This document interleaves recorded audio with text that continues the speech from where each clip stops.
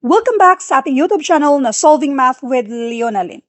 Ngayon, dito naman tayo sa mixture. Let's read the problem.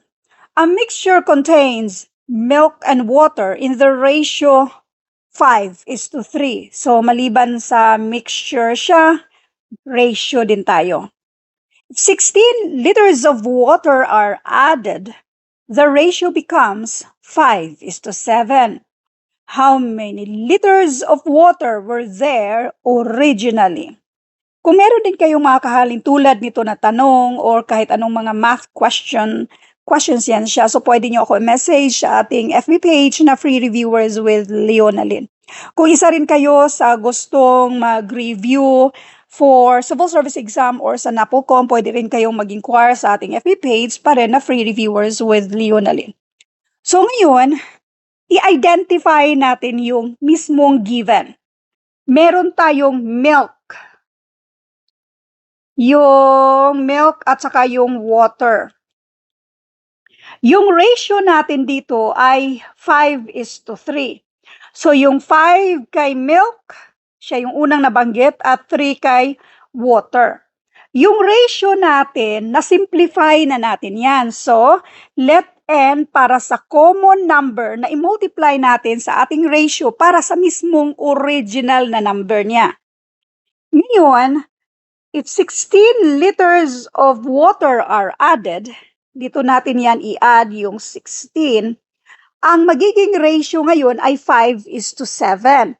So, bali, equals 5:7. By the way, sa ratio na A:B, pareho lang yan sa A/B.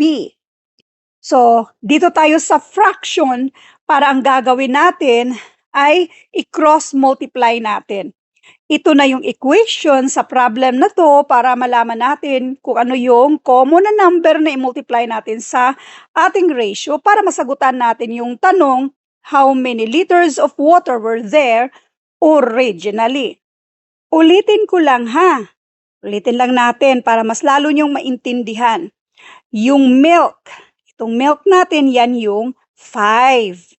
Yung ating water, yan naman yung 3. At itong n naman natin, yan yung common number na i-multiply natin sa ating ratio para sa original na number. Tapos itong 16 liters of water are added, dito natin yan i-add. Ang bagong ratio daw, pagkatapos ma-add si 16 liters, becomes 5:7.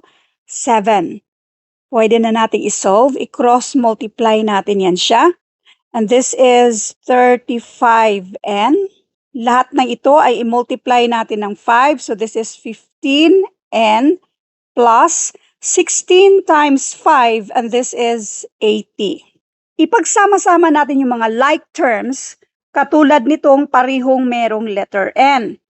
So, kadalasan naman ang tanong ay, ma'am, bakit minsan going to the right, minsan going to the left? Wala mang problema kahit saan dyan.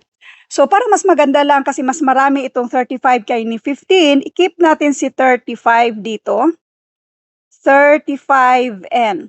Ito namang si 15n, since positive yan siya or pang-add, pang-minus na yan kapag i-transfer natin. So, ang matitira dito ay 80.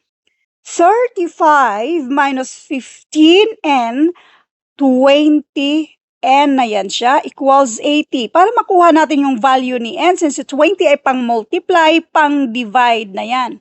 So, meron na tayong value ni n, which is 4. Ngayon yung tanong, how many liters of water were there originally?